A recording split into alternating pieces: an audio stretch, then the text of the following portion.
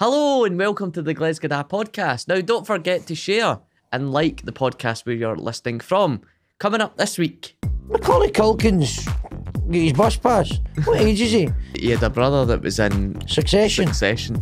Yeah, he was a wee weirdo. In a funny way, he reminded me a lot of you. You know, a kind of wiry sexual deviant. When you watch Schwarzenegger and you watch Stallone and you watch Chuck Norris, you go, I don't identify with these guys. You know what I mean? I'm basically a pre-diabetic sloth, right? I want to know that I can be an action hero. But Bruce Willis, there you go. Miracle on 34th Street. What a load of wank. Now, what do you like about it? I think it's just nice, feel good. You can watch it with your veins. I tend to find a Valium has the same effect. That's nice and feel good, you know. But before then, we're talking the top 5 Christmas movies. Right, I mean, it's the same old story. You get the same movies on. I mean, The Wizard of Oz is going to be on again. The one with Judy Garland for fucking 1805 or something, right? That's going to be on again. And then The Great Escape and The Battle of the Bulge, you know, this pish. So, fair enough, I'll play the game with you, even though I will stick a wine bottle through the telly and, I don't know, go out and try and find a dog to walk. But, you know, I'm no a big telly watcher. If it's no Judge Judy or the news, I'm no interested. Anyway, but we'll go for it. Christmas movies. When you're sitting there full of turkey, falling asleep going, I've seen this 1,000 times. Or if the movie doesn't last 3.5 minutes. Well, modern movies are lasting 2.5 hours now. See, if you go to the pictures, there used to be a movie was, what, an hour and 40 minutes or something, 100 minutes was about the length of a movie. Now you're going to, new films are 2.5 and 3 hours. I'd need to pee. Get a life. Stop sitting in the pictures for 3 hours. But they're streaming, you would stream box sets and all that. Oh, aye. Just fucking life is getting pissed away. I watched Breaking Bad in about 3 days. Oh, that would bore the ass off me. No. I'm not that bored in my life that I have to sit and watch Breaking Bad. You know, I bailed after 4 episodes of the second series. I mean, what is this pish? So I don't think Breaking Bad's a Christmas movie. So, top 5. So we'll start in reverse order. So what's your number 5 Christmas movie? Home Alone. Home Alone? Aye, Home Alone. That's my favourite Christmas movie, because it reminded when I would go out and leave you home alone, I knew you were searching through the house looking for presents and all that, and you'd probably pull out my gimp suit and think you were getting a Rey Mysterio mask for your Christmas. That's my 5th. Oh, your 5th? Home Alone. I was doing it in reverse order. Reverse order, yes. Hey, I'll say it. Home Alone. You know, I mean, this was in the days, I suppose, you could leave Wayne's in the house without some nosy bastard phoning the cruelty on you. You know what I mean? People left Wayne's in the house and you would go, don't let anybody in. Right? Who are you going to let in? See, now if you left a Wayne in the house, you've nosy curtain twitching bastards would be going, they've not got a Wayne. That Wayne's in the house itself. Even though he's 28 or something, they've been on the phone. Excuse me, is that the Stutchibert department? Fucking arseholes. Anyway. When was the first time you saw Home Alone? Did you go to the cinema and see it? Oh, when was that out? 94 or something. Macaulay Culkin's got his bus pass. What age is he? He must be. He's a 50-year-old heroin addict or something, isn't he? I don't know. No. It must have been the 90s or the late 80s. His brother's funnier anyway. Which one? Well, his brother. Has he not got a lot of brothers? So he had a brother that was in Succession. Yeah, he was a wee weirdo. In a funny way, he reminded me a lot of you. You know, a kind of wiry sexual deviant. he was the one that pissed his pants in Home Alone 1. He had the glasses and he drank too much Again, soda. he reminded me a lot of you. Aye. Did you know What's that? his name? Kit Culkin or Kieran Culkin? I can't remember. I don't know. There's a few of them. Kieran Culkin. Right. So did you know that he was in Home Alone 1? His brother was in Home He was a Alone. wee specky guy, wasn't he? He kept pissing the bed. Just tremendous parallels. Home Alone 2 or Home Alone? No, Home Alone 1. Right, aye, fair enough. Home Alone. Well, I suppose that's because Joe Pesci's the man. Right. Joe Pesci's a great wee actor. Can be a mad psycho. Chills the blood. Just when you see the characters he plays. And then he's a great comedy actor as well. He's got it. And his sidekick, what's his name? Daniel something Stern? Marv. Did a good double act. Aye. Do you not think it was mad when, in that movie, when he's a policeman at the bottom of the stairs, and then he turns out to be one of the robbers? I don't know what you're on about. In Home Alone 1. He's a policeman. So at the in bottom. Home Alone 1, the police come round to warn them that there's robberies around the area and to be more vigilant. And then he turns out to be the robber because he smiles. Clearly, I need to watch it again You need after to 30 watch it years, again. right? I just remember the bit about that was just like the booby traps that you were setting. I mean, that was what was the best part about it. The idea that they were going, what's that? It sounds like a tool chest coming down the stairs. And the iron hit him. And it just pulverises these two wallopers. And that's what's funny. People like seeing people getting... Well, on the internet now you've got it for real. So I don't know if Home Alone came out now, anybody would bother watching it. Because rather than watch a movie about two robbers getting comedically beat to death, you can watch the real thing, unfortunately, on X and whatever. So just be careful you're watching this Christmas, people. There's a lot of nasty stuff on that internet. So my number 5 is Gremlins. Never seen it. Oh. Never seen it. But I know the idea. There was this wee thing called a mogwai, and you would pour water on it, and it would become an evil arsehole. Again, that's a lot like you. But it's like you in Thrashing reverse. about in the bath, man. I don't want to wash. That was probably the number 5. But it was quite scary as well. I don't know. What was that about? Well, you just said it. If they get wet, they turned into wee gremlins. So where did they come from? I mean, gremlins. Well, they came from a pet shop. No, don't spoil it for people. Might be people out there in podcast land have never seen it. Never seen. Well, if you've not seen Gremlins, you need to see Gremlins, and let me know your thoughts. What's your top 5? Let me know your thoughts. I'm having violent thoughts. I'm thinking about killing. Oh no, your thoughts about gremlins. Thank you. Well, they let us know that as well. Keep it clean, people. We get many comments. So Gremlins would definitely be, because there was a Gremlins too, but I didn't. Well, where did the gremlins come from? So it was like a mysterious pet shop. All right. Aye. So they obviously came from abroad somewhere, and then they get wet a little bit, and then, as you say, they turned into gremlins and started like eating things and stuff, like electric cables. So what was the wee? Because they started out as a wee cute furry thing, which was quite cute. What was his name? I can't even remember what his name was. Gizmo. That was his name. Because I remember somebody I knew had a poster of him on their wall. Aye. What was Because that was years ago. That was the 80s that came out. Aye. So Gremlins number 5. Right. So yours was Home Alone. Aye. Number 4. Oh, Die Hard. Die Hard. I think that's the most overrated. No chance. That was Alan Rickman's first film, right? There's a lot about that film which they thought it would never fly, right? First of all, you've got Bruce Willis. Here's a wee fat baldy guy who came for television, who's just no an action hero. Action heroes are Arnold Schwarzenegger and Sylvester Stallone and Chuck Norris and all these martial arts workout guys. And here's Bruce Willis, you know, a borderline alky that eats all the time. Suddenly he's an action hero, but he's the anti-hero because he's the everyman. What was good about when you watch Schwarzenegger and you watch Stallone and you watch Chuck Norris, you go, I don't identify with these guys. You know what I mean? I'm basically a pre-diabetic sloth, right? I want to know that I can be an action hero.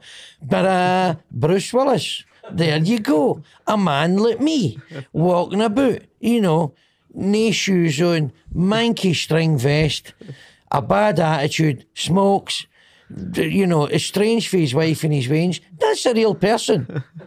So suddenly he goes to make up with his wife, but you know what happens? Fate intervenes. And lucky for him, because it would have ended badly anyway.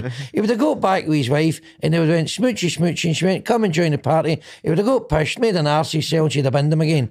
So, as it happened, Alan Rickman and the German terrorists done him a favour. And they weren't terrorists, they were bank robbers, right? They kidded on, they were terrorists. So, he was brilliant. He was brilliant. He shouldn't have worked, but he did work. Because he's everybody, guys like me, identified with him. Now, Alan Rickman, that was his first movie. The performance of Alan Rickman was phenomenal, right? Because it was the way it was so slow. His scenes, he slowed everything down. And he had all the best lines. There was a kind of the way he delivered them, there was a sarcasm. Weirdly, he was meant to be German, but there was an English sarcasm that he had as well. I don't know that Germans are necessarily sarcastic. I think when you speak to sort of Germans, you think they're being a bit sarcastic or a bit rude or arrogant, but no, it's just the way they speak. It's just they're very matter of fact, and you think, cheeky wanker, right? So it was good. And then there's the bit at the end. Now, if you've not seen it, spoiler alert, right? You switch off now for 10 seconds. See where he falls off the building? What happens is he's hanging on to a platform with a camera on top of him, and he's got a 30 feet drop onto an airbed. Right. And so the director said, right, we're going to count to 3 and then let you go. And he went, right. And they went 1 and dropped him. And the look in his faces, and it was real. And that was the shot they used. Brilliant. Wow. Brilliant acting. Wow. So Die Hard, that's absolutely up there. It had everything. Even when the terrorists come into the Nakatomi building, right? There's a couple shagging in one of the offices. Top Christmas party, by the way. There's even a couple having a pump. So something for everybody. Something for the Christmas crowd, something for the action movie crowd, and something for the porn crowd. So my number 4 is Miracle on 34th Street. What a load of wank that is. What a load of middle class whimsy and wank. It's a great feel-good movie. The Mr. Crinkle.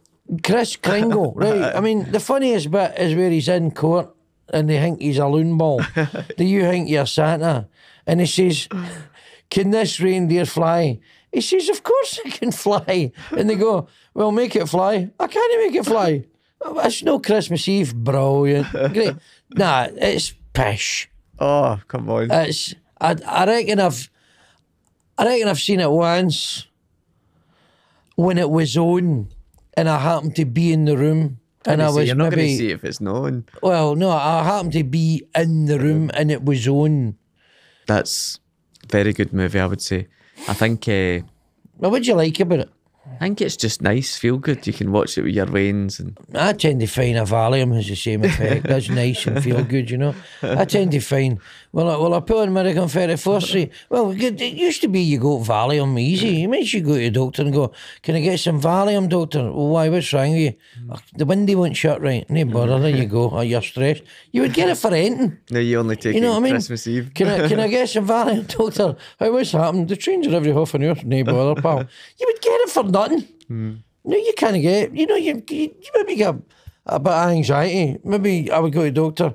Can I get some Valium, doctor? How was I? My son's constantly phoning me, come round the house. I mean, that should, qualify me for Valium, but nah. He's going, here's some beta blockers, get to fuck. That's one of the only movies I've cried at. Miracle on 34th Street. Oh, for fuck's sake. Because there's a scene in it where a wee deaf, it's either a deaf boy or a deaf girl, goes up to Santa Claus and her mum is basically making a fuss because she's deaf, and then the Santa, it's like I'm getting tearing up thinking about it. What would be funnier if you just shouted at him? Hello, what do you want for Christmas?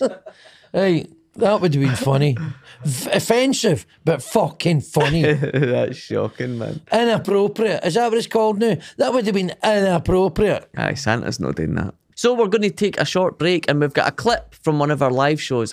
Anyway, so... It's funny you're talking about my mom coming in and funny stuff. I remember one time, this is brutal. Brilliant. But I had just discovered, you know what? What? You know what? What do you think? I don't know. Right, what do you think I just discovered? 12-year-old, right? Yeah, Bobby, how did you pee the 11 year before it?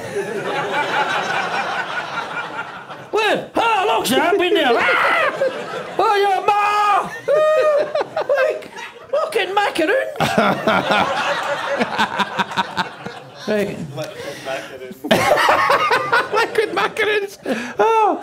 Anyway, long story short, I had laminate flaring and I was lying in my bed. It just happened. It happened, you know what? And my mom yeah, right, okay. And my mom come running up the stair with a big load of washing. Oh, she slipped. By the way, it was Clay's, right? Bare feet, and she went, "We saw this aisle. We saw this aisle. We saw that aisle. Oh, why am I even telling folk that, man? Oh, delete, eject. I hate when I do things like this. Do you know that? No, I think it's great when Tell you do folk things that. like this. Keep that in. That's great. So remember, we've got our Glasgow Comedy Festival show coming up on Thursday the 13th of March. Now, please grab tickets because January is just sold out. So make sure you visit glesga.com or click the bio link for all details. Right, number 3 for you. What have you wrote down? Scrooged. Oh, Bill Murray. Frank Cross. Scrooged. What a horrible, horrible man. Brilliant. He's evil. So, Scrooged, if you've not seen it, it's a modern version of A Christmas Carol by Charles Dickens, and Frank Cross plays the Ebenezer Scrooge character, and he's just a complete... In fact, he's a lot like yourself. He's very driven and ambitious. You know, a real money man, a real go-getter. And he doesn't care about anybody else but himself and making money and doing his own thing. And it's... that's not me. Well, you're very driven. I'm driven, but I'm not driven by money. Well, what are you doing it for? I'm driven by my You're not doing it chauffeur. for sex. You're not getting any. You clearly must be doing it for money. Scrooged. So it's the modern take on Charles Dickens' A Christmas Carol, and there's a bit in it where he's in a restaurant with the old boy, he's with his boss, right? And as he leaves the restaurant, he slips in his arse in the doorway. And it wasn't deliberate, he'd done that, but they kept it in. He managed to, so he slipped right in his arse. It was... Robert Mitchum played his boss, right? Famous old school actor. As he's going out the door, leaving the restaurant after meeting the new guy that's coming in, who's this California ball-bag, right? This LA ball-bag. He slips in the doorway and he goes right in his arse and he gets straight back up, straight to his cellar and walked out the door. Fucking brilliant. He killed himself together. No outtakes at the end. Do you not love that at the end of the movie when they do all the outtakes? No, didn't they? At the end of that one, they sing a song, Give a Little Love, at the end of it, because obviously Scrooge redeems himself and all his bollocks. So there was the outtakes. There was the singing the song at the end of that, and everybody to sing along. Well, stay tuned. There might be some outtakes at the end of this. So, did you get anything motivation for Scrooge? Do you think I'll come out of this a better person? Or? No, well, I'm already a good person. Yeah. You're gonna forgive God. Forgive God for that. I'm perfect. You know I'm a good person. You're the everyman. No. I'm just me. And I would like to think I've got a highly developed and evolved moral compass. Google it. Google moral compass. Moral compass. Moral compass. That you don't go off track. A what? That you don't go off track. All right, I thought you says, are you coming off crack? No. Came off crack a long time ago. So he's desperate for crack. So number 3 was Scrooge. So my number 3 is Elf. Never seen it. Oh, you've never seen Elf? I've never seen it. Now, I know you've got a hard-on for Will Ferrell. He's got a hard on for me. I know you and him have got a bromance going on. Right. But I've never seen Elf. I've seen a couple of, I think Step Brothers, the movie Will Ferrell made. It's brilliant. It's no Christmas. And what was the other one? The Blades Anchorman. Glory is probably the best. Oh, phenomenal. That's one of the most people. What's funny about that is after the sex addicts meeting and they're all shagging in the bushes. That's funny, man. Break it up. Oh, fucking pumping each other. No, so many folk haven't seen that movie. Like Blades of Glory or Dodgeball or no Dodgeball. Is Will Ferrell in Dodgeball? No, he's not. No. But Blades of Glory is one of my favourite. Phenomenal film. That's a phenomenal film. See when he's skating and he's got his head in between his legs. And all that. I know, and holding him up with an knacker sack. That's great. It's brilliant. Right, but you got to watch Elf. No. I probably won't. You know I won't. It's probably the funny. It's only number 3 in my list, but it's the funniest Christmas movie, without a doubt. Right, I probably won't watch it. You've got to watch it. But you know, I don't watch comedy films generally as a rule. I like horror and blood, and I like, and action movies. Incest. Incest? No. Action movies. I won't watch a comedy. Betty Mrs. Brown's Boys, Christmas Day. I've never watched that. You're not missing much. If you want to see other comedians' jokes. Anyway, so what was your number 2? The Muppet Christmas Carol. That's Hannah, my wife's favourite movie, Christmas movie. Again, it's just Scrooge. It's the Scrooge story again, starring Michael Caine and all the Muppets. It's kind of based more on, it's a musical, isn't it? Mm. So it's based more on the film which was made in the 50s. Was it the 50s? With Albert Finney. And yeah, that's funny. Talking about watching movies or no watching comedy, that's probably one of the only things I can watch, and I laugh away like fuck when I watch the Muppets. Some of the lines in it are just incredible. So, I mean, and Elf's funnier than that? I would say it's up there, aye. But the Muppets in general is really funny, like, I find, especially when they do, like, and back in the day when they worked with the celebrities like Ricky Gervais and all that. It's just hilarious. Some of the gags they come up with. Ricky Gervais on the Muppet Show? Aye. The Muppet... Was he? Aye. Is the Muppet Show still going? I don't know if it's... I mean, that was out in the 70s. Was it the 70s? It came back. The 80s? I don't know if it was an actual Muppets show or if it was just a sketch with the Muppets that he'd done. Yeah. But it'll be on YouTube and I've not seen that. See, number 2 for me, joint 2 and 1 was your number 5, Home Alone. Home Alone 1 and Home Alone 2, I would argue, are the top 2 Christmas movies of all time. Incredible. Because it's very rarely you can watch every single Christmas. I watch Home Alone. Every Christmas I watch 1 and 2. But I wouldn't probably do that. But on DVD? Do you stream them? What do you mean? I stream them, aye. You stream them? So I would watch, without a doubt, I wouldn't watch Gremlins. I would watch Home Alone 1, Home Alone 2 and Elf. No back to back, I'm no mental. But every day? I would watch them every Christmas. Right. And with Morgan growing up, I don't think she's really ready for that yet, but maybe when she's a couple of years older, I'll leave her in the house. The Home Alone films are good. Then Macaulay Culkin retired or got old or went into a retirement home. And the Home Alone, was it Home Alone 3? Was that other wee guy, nice. Alex DeLiz, his name is? Brutal. And, I mean, he's good wee actor, but he's no Macaulay Culkin. No. And I think a lot of people went, that's it, they've jumped the shark. Do you know the biggest thing in Home Alone 2 that blew my mind when I watched it? That Meg, the Casualty, was a tramp woman. Well, Brenda Fricker won an Oscar for Best Supporting Actress for the film My Left Foot. And that took her from being a British TV actor to a massive worldwide star within the space of, well, overnight, basically. And she started getting all these massive roles offered to her. It wasn't a big movie as such, but Daniel Day-Lewis won Best Actor because he played this guy that had cerebral palsy, and it was amazing. That's outrageous that he played a character with cerebral palsy. How? Because just why would you not find an actor that had cerebral palsy? He's an actor. He's acting. He's kidding on. He's somebody else.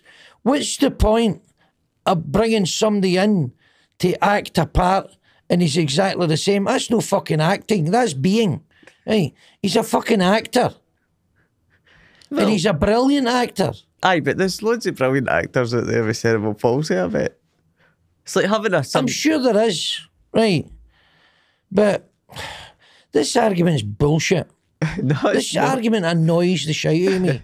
See, this is where... So you think that Michael Douglas movie where he plays a gay guy who plays Liberace and Matt Damon's doing him up the shizer, you think they should have got two gay actors to do it? Aye, absolutely.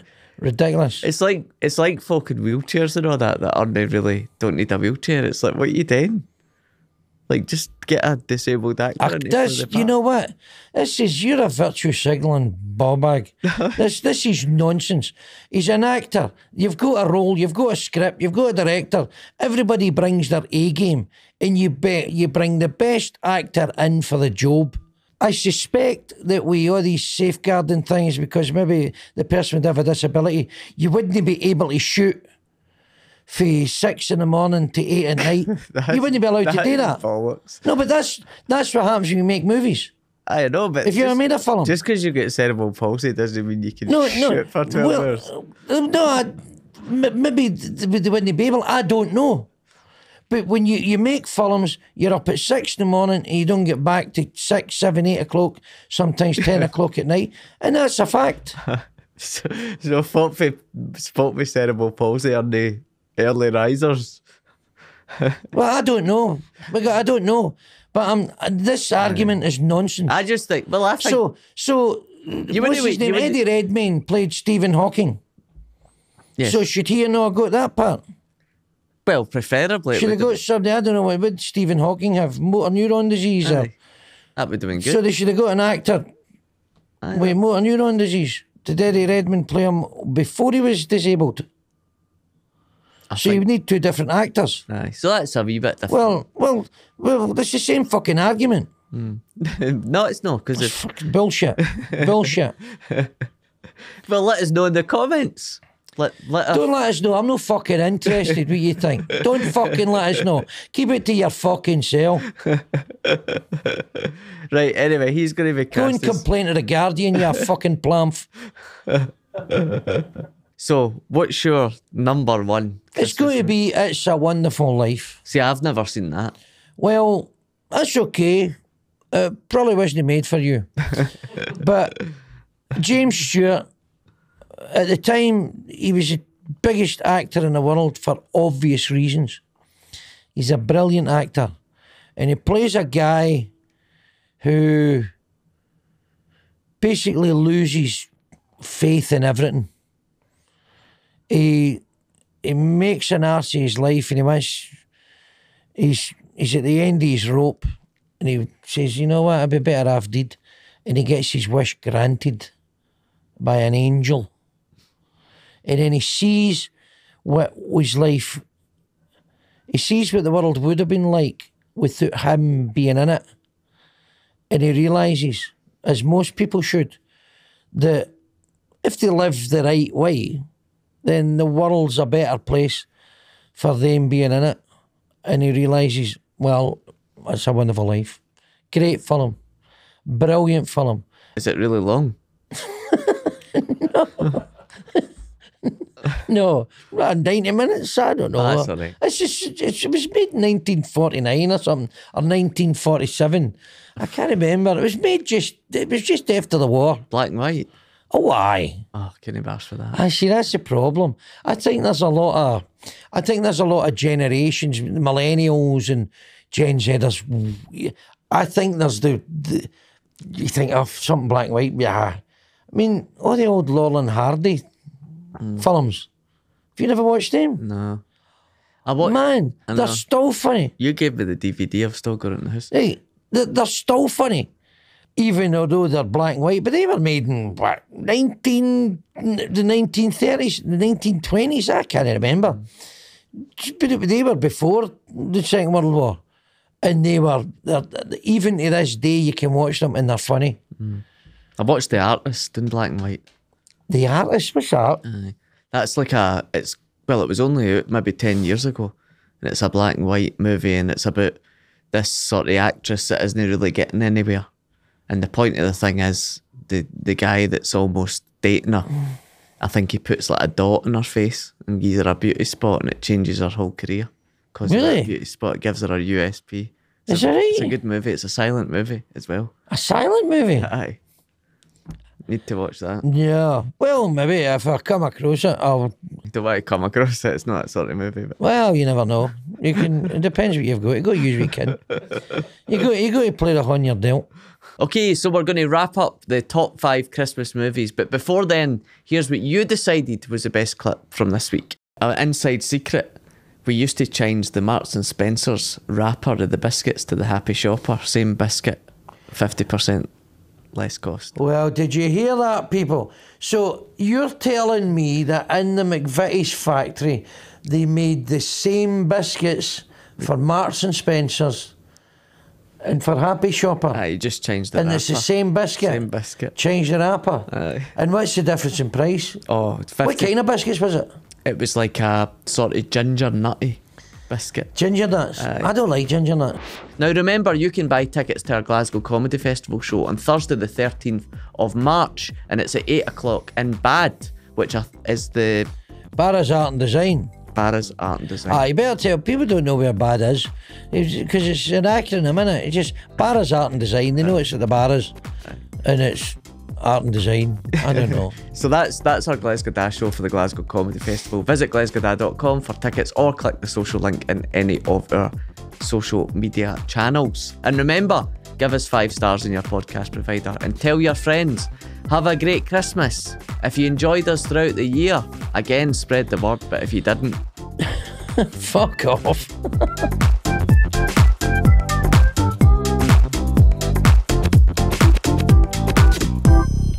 Well, have a great Christmas. Fuck off.